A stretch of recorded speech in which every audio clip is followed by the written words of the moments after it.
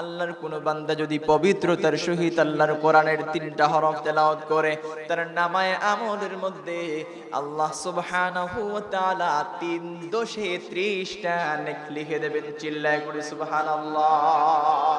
আরো জোরে বলি আল্লাহু আকবার। আমার সম্মানিত ভাইরা, একজন সাহাবী আরজ করলেন, ইয়া রাসূলুল্লাহ, ইয়া হাবিবাল্লাহ, এই কোরআন তেলাওয়াত যদি আমরা করি, আমরা যদি তেলাওয়াত বুঝে করি, তাহলে কি এই 10 করে 30টা নাকি লিখে দেয়া হবে নাকি? আল্লাহ রাসূল বললেন হ্যাঁ। তারপর বললেন যদি আমরা না বুঝে, আমরা অর্থ সহকারে অর্থ না বুঝে আমরা তেলাওয়াত করি, তাহলে আমরা নেকি পাবো কি, সওয়াব পাবো কি? আমার রাসূল বলছেন হ্যাঁ, কোরআন বুঝে পড়ো আর নাই বুঝে পড়ো, কোরআন যত বেশি পড়বা তত বেশি লাভবান হতে পারবা। সুবহানাল্লাহ। সম্মানিত ভাইরা, আল্লাহ তাআলা পবিত্র কোরআনুল কারীমের মধ্যে ইরশাদ করেছেন, ওয়া'তাসিমু বিহাবলিল্লাহি জামিআন ওয়া লা তাফাররাকু। আল্লাহ তাআলা বলছেন, তোমরা আল্লাহর রশিকে সুদৃঢ়ভাবে আঁকড়ে ধরো, আঁকড়ে ধারণ করো। হযরত ইবনে মাসউদ রাদিয়াল্লাহু তাআলা আনহু বলছেন, হাবলিল্লাহ দ্বারা আল্লাহ তাআলা তিনার কালামকে বুঝিয়েছেন, হাবলিল্লাহ দ্বারা আল্লাহর কোরআনকে বোঝানো হয়েছে। একটার জবান বন্ধ রাখবেন না, চিৎকার করে পড়ি সুবহানাল্লাহ। আমার ভাইরা, কোরআন হচ্ছে আল্লাহ তাআলার রশি। একদিন অনেক বড় একজন বুজুর্গ এক বাদশার শাহী মহলের নিচ দিয়ে তিনি হেঁটে যাচ্ছিলেন। বাদশাহ তিনাকে খবর করলেন ওনার সাথে দেখা করার জন্য, সাক্ষাৎ করার জন্য। সেই বুজুর্গ যখন বাদশার সঙ্গে সাক্ষাৎ করতে গেলেন, বাদশাহ উপরে বসা, বুজুর্গ যখন গেলেন, সেই বাদশাহ সিঁড়ি নামিয়ে দিলেন বুজুর্গ উপরে ওঠার জন্য। সুবহানাল্লাহ পড়ুন। বুজুর্গ যখন সিঁড়ি বেয়ে উপরে উঠলেন, ওঠার পর বাদশাহ সেই বুজুর্গকে জিজ্ঞেস করলেন, ওহে বুজুর্গ আমার, আপনি কিভাবে আল্লাহ তাআলার এত কাছাকাছি পর্যন্ত পৌঁছালেন? আল্লাহ তাআলাকে কিভাবে আপনি এত রাজি করলেন, খুশি করলেন? কিভাবে আল্লাহ তাআলার কাছাকাছি আপনি পৌঁছাতে সক্ষম হলেন? সেই বুজুর্গ আরজ করেন, ওহে বাদশাহ, শুনে রাখো, তুমি যেইভাবে সিঁড়ি নামিয়ে আমাকে নিচ থেকে উপরে উঠাতে সক্ষম হয়েছ, আমার আল্লাহ তাআলা সেই একইভাবে সিঁড়ি দিয়ে বান্দাকে নিচ থেকে অনেক উপর পর্যন্ত উঠানে। সুবহানাল্লাহ। এখন তিনি জিজ্ঞেস করলেন, সেই সিঁড়িটা কি? তিনি বলছেন, সেই সিঁড়িটা আর কিছু না, সেই সিঁড়িটা হচ্ছে আল কোরআন। সুবহানাল্লাহ। এই জন্য বলেন ভাইরা, কোরআন শরীফ তেলাওয়াত করার দরকার আছে না নাই? কোরআন শরীফ এমন একটি কিতাব, যে কিতাবের মধ্যে সব কিছুর সমাধান দিয়েছেন একজন। চিল্লায় পড়ুন, তিনি কে?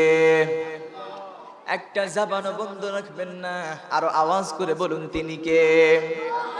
কোরআন হচ্ছে সমস্ত রোগের ঔষধ। আল্লাহ তাআলা বলছেন, وَنُنَزِّلُ مِنَ الْقُرْآنِ مَا هُوَ شِفَاءٌ وَرَحْمَةٌ لِلْمُؤْمِنِينَ।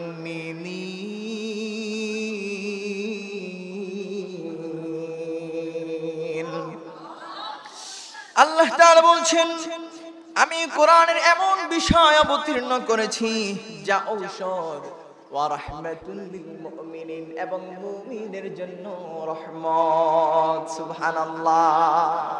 চিন্তা করেন ভাইরা, এখন আল্লাহ তাআলা যে বলছেন এই কোরআনটা, এই কোরআনের মধ্যে তিনি রোগের চিকিৎসা দিয়েছেন, রোগের দাওয়া দিয়েছেন। এখন রোগ হচ্ছে কয় প্রকার বলেন? রোগ হচ্ছে 2 প্রকার। সবাই বলতে হবে, রোগ কয় প্রকার? 2 প্রকার। রোগ হচ্ছে 2 প্রকার।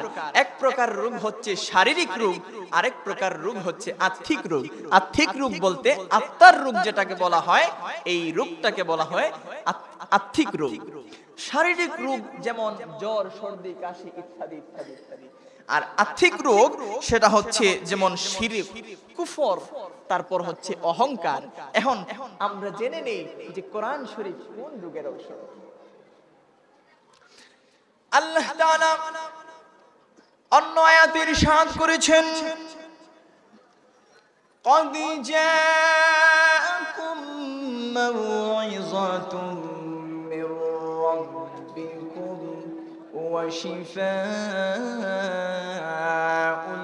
لما في الصدور। আওয়াজ করে বলি আল্লাহু আকবার। আল্লাহ তাআলা বলছেন, তোমাদের নিকট আল্লাহ তাআলার পক্ষ থেকে উপদেশের ভান্ডার এবং তোমাদের আত্মার ঔষধ এসেছে। এই আয়াতে আল্লাহ তাআলা কোরআনকে আত্মার রোগের ঔষধ বলে সম্বোধন করেছেন। সুবহানাল্লাহ। কোরআন যে রোগের ঔষধ তার একটি ঘটনা আপনাদের খিদমতে পেশ করছি, শুনেন, একটু মনোযোগ সহকারে শুনবেন ভাইয়েরা, কেউ কথা বলবেন না। হাদিস শরীফের মধ্যে এসেছে, হযরত আবু সাঈদ খুদরি রাদিয়াল্লাহু তাআলা আনহু থেকে বর্ণিত, সাহাবায়ে কেরামদের একটি দল সফররত অবস্থায় ছিলেন। খুব মজার ঘটনা, শুনেন, মনোযোগ সহকারে শুনেন। সাহাবায়ে কেরামের একটি দল, তিনারা সফররত অবস্থায় ছিলেন। এমন সময় তাদের সাথে যে খাবার ছিল, পানীয় ছিল, সেগুলো শেষ হয়ে গেছে। সুবহানাল্লাহ বলেন। সেগুলো শেষ হবার পর তিনারা একটি এলাকার মধ্যে প্রবেশ করলেন।